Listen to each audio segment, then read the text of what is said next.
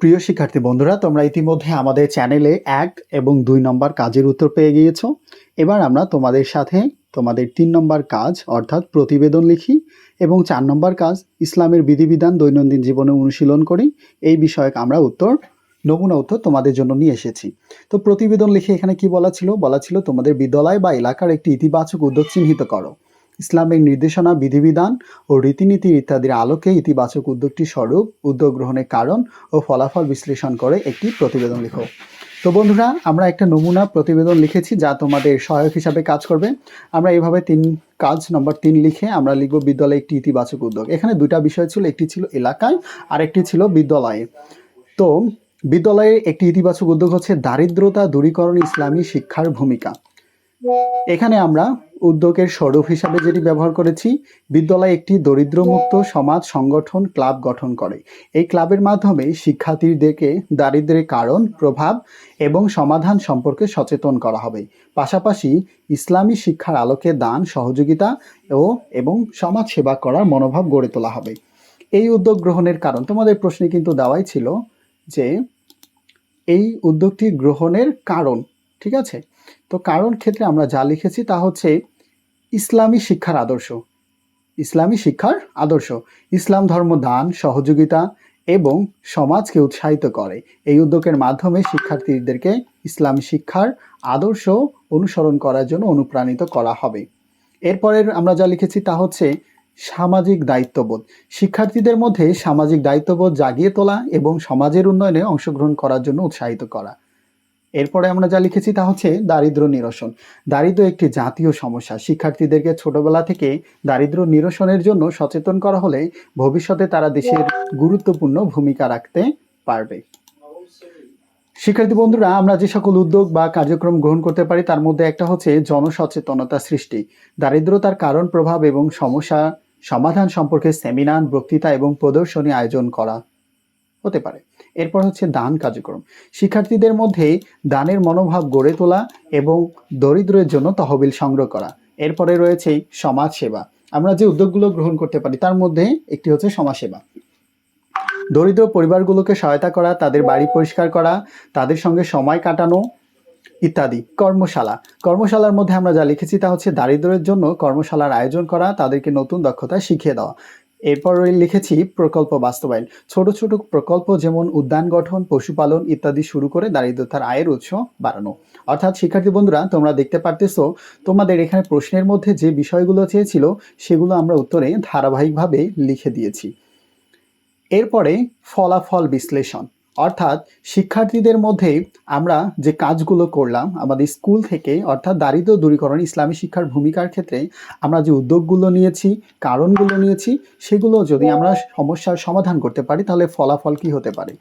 শিক্ষার্থীদের মধ্যে ইতিবাচক পরিবর্তন আসবে। শিক্ষার্থীরা দরিদ্র, সহযোগিতা এবং সমাজসেবা সম্পর্কে আরও সচেতন হয়ে উঠবে।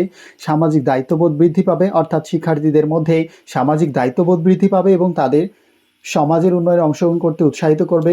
সমাজে ইতিবাচক প্রভাব আনা সম্ভব হবে। এরপরে হচ্ছে ইসলামী শিক্ষার প্রচার। এই উদ্যোগের মাধ্যমে ইসলামী শিক্ষার আদর্শ সমাজে প্রচার করা সম্ভব হবে। সর্বশেষে আমরা উপসংহার বা হচ্ছে আমাদের সর্বশেষ যে বিষয়টি রয়েছে, অর্থাৎ আমরা যেখানে হচ্ছে শেষ করে দিব সেখানে আমরা লিখব উপসংহারে যে উপরোক্ত বিশ্লেষণ থেকে বোঝা যায় যে বিদ্যালয় একটি দারিদ্র্যমুক্ত সমাজ সংগঠন ক্লাব গঠন করা একটি অত্যন্ত ইতিবাচক উদ্যোগ। এই উদ্যোগের মাধ্যমে শিক্ষার্থীদেরকে ইসলামী শিক্ষার আদর্শ অনুসরণ করার জন্য অনুপ্রাণিত করা হবে এবং তারা সমাজের উন্নয়নে গুরুত্বপূর্ণ ভূমিকা রাখতে পারবে। এই উদ্যোগের সফল বাস্তবায়নের জন্য শিক্ষক, অভিভাবক এবং স্থানীয় সম্প্রদায়ের সহযোগিতা প্রয়োজন। তো সুপ্রিয় শিক্ষার্থী বন্ধুরা, তোমরা ইতিমধ্যে তোমাদের প্রতিবেদন যেটি ছিল সেটি আমরা এখানে ডেমো আকারে বা নমুনা উত্তর আকারে আমরা তোমাদের সামনে উপস্থাপন করলাম। আশা করি এখান থেকে তোমরা ফলপ্রসূ উত্তর পেয়ে যাবা। এরপরে তোমাদের 4 নম্বর যে কাজটি ছিল যে ইসলামের বিধিবিধান দৈনন্দিন জীবনে অনুশীলন করি। তুমি যে সামাজিক সমস্যাটা বিশ্লেষণ করেছো, অর্থাৎ আমরা দারিদ্র যে সমস্যাটা চিহ্নিত করেছিলাম, এটি ইসলামের বিধিবিধানের আলোকে তা সমাধান করার জন্য তোমার দৈনন্দিন জীবনে কোন কোন ক্ষেত্রে পরিবর্তন প্রয়োজন তা চিহ্নিত করো এবং কিভাবে অনুশীলন করবে তা উল্লেখ করো। তো সুপ্রিয় শিক্ষার্থী বন্ধুরা, আমরা আমাদের দৈনন্দিন জীবনে এই সমস্যাটা সমাধানের জন্য কি কি ক্ষেত্র পরিবর্তন করব তা আমরা হচ্ছে নমুনা উত্তর আকারে তোমাদের সামনে উপস্থাপন করছি। অর্থাৎ কাজ নম্বর 4। কাজ নম্বর 4-এ আমরা শিরোনাম লিখেছি যে দারিদ্র্য দূরীকরণ ইসলামী শিক্ষার আলোকে ব্যক্তিগত পরিবর্তন। ইসলাম একটি সম্পূর্ণ জীবন ব্যবস্থা। এতে দারিদ্র্য নিরসনের জন্য বিস্তারিত নির্দেশনা রয়েছে। ব্যক্তিগতভাবে আমরা নিজেদের জীবনে কিছু পরিবর্তন আনার মাধ্যমে দারিদ্র্য দূরীকরণে অবদান রাখতে পারি। কোন কোন ক্ষেত্রে আমাদের পরিবর্তন আনা যায়? যেমন প্রথমটি হচ্ছে দান। ইসলামে দানকে একটি মহান আমল বলে গণ্য করা হয়। আমাদের আয়ের একটি নির্দিষ্ট অংশ দান করার মাধ্যমে আমরা দারিদ্র্যের সহায়তা করতে পারি। 2 নম্বর রয়েছে জাকাত। ইসলামে জাকাত দেওয়া ফরজ। নির্ধারিত পরিমাণ সম্পদ থেকে জাকাত বের করে দারিদ্র্যের মধ্যেই বিতরণ করা। এরপরে লিখেছি 3 নম্বরে সাদগা। জাকাত ছাড়াও আমরা অন্যান্য সময় দান করা যেতে পারে, যেটাকে বলা হচ্ছে সাদগা। এরপর হচ্ছে সমাজ সেবা।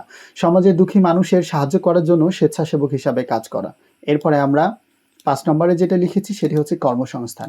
নিজের যোগ্যতা অনুযায়ী কাজ করে আয়ের উৎস বাড়ানো। ইসলামে কাজ করাকে ইবাদত বলে গণ্য করা হয়। এরপরে আমরা যে 6 নম্বর পয়েন্টে লিখেছি সেটি হচ্ছে মিতব্যয়ী। অর্থ ব্যয়ের ক্ষেত্রে মিতব্যয়ী হওয়া। অপ্রয়োজনীয় জিনিস কেনা থেকে বিরত থাকা। শিক্ষা, নিজেকে শিক্ষিত করে ভালো একটি চাকরি পাওয়ার চেষ্টা করা। এরপরে হচ্ছে দোয়া, আল্লাহর কাছে দারিদ্র্য দূর করার জন্য দোয়া করা। এরপরে হচ্ছে সৎকর্মশীল, অর্থাৎ সৎকর্ম করে আল্লাহর সন্তুষ্টি অর্জন করা। অর্থাৎ শিক্ষার্থী বন্ধুরা, আমরা কোন কোন ক্ষেত্রে পরিবর্তন আনবো সেগুলো এখানে সুন্দরভাবে আমরা উপস্থাপন করেছি। এরপরে বিষয় হচ্ছে আমরা কিভাবে এগুলো অনুশীলন করব। প্রথমে নিজেকে পরিবর্তন করব। নিজের জীবনে এই পরিবর্তনগুলো আনার মাধ্যমে আমরা অন্যদেরকে অনুপ্রাণিত করতে পারি। পরিবারের সদস্যদের সাথে এই বিষয়ে আলোচনা করে তাদেরকে ওই কাজে উৎসাহিত করতে পারি। এরপরে হচ্ছে সমাজে সচেতনতা সৃষ্টি।